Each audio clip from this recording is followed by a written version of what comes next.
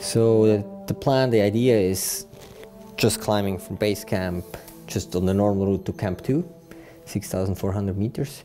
And then we take a left going to the original 1963 Hornbein route, which has never been repeated since first ascent.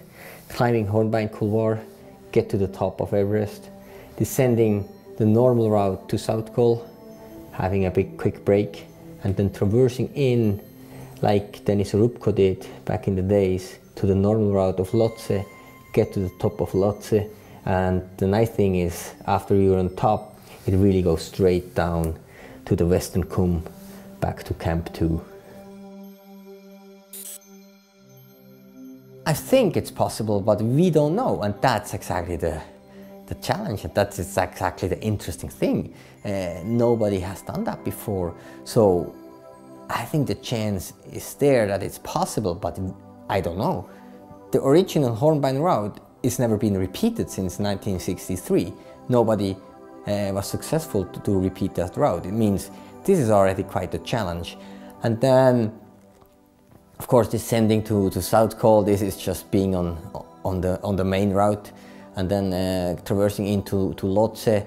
Also this, Denis Rumko did it already, but I will not say it's just an easy traverse. So everything is already climbed once, but the whole link-up has never been done.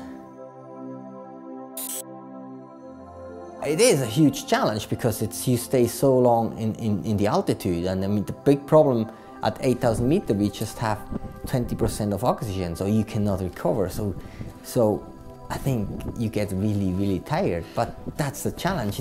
It's kind of a natural game like we're doing here in the Alps. Now, I mean, we just start in Chamonix to climb Mont Blanc, or we start in the valley to climb Mont Blanc from the south side. It's getting quite normal, and now I like to do the same idea a little bit in the Himalaya. Of course, it's the highest mountain in the world, and as a climber, it attracts you. There is a lot of going on Mount Everest, which I don't really like, but I mean, this is normal. You have to accept, you know, you're not the only person in the world, so everybody can do what they want. But I have to say, Mount Everest for me, it's a really attractive mountain, and that's why I go there, and it's the highest mountain in the world. I'm super ready. I mean, I'm so psyched. For me, the project is already a success. I mean, only to think about this project and the whole training I did, I feel so great. My body is as strong as it was never before. So I went to the Khumbu Valley in February, and I stayed in Chukung, which is 4,700 meters. I stayed there for 13 days, and together with Hervé Barmas and David Göttler, we just run up to Island Peak several times. I did that basically in 13 days. I did 240 kilometers and 16,000 vertical meters between 4,700 and 6,200 meters. So that was kind of like the core training in February.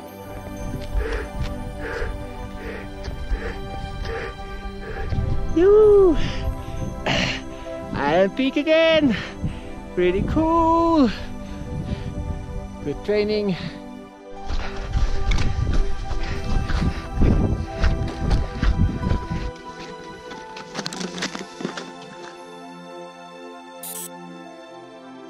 Tenji Sherpa, he's like, you know, he's a really good friend of mine, and I think he's one of this new generation in Nepal which are interested in climbing, not only making business, and it's changing a lot now in Nepal, and I really like that.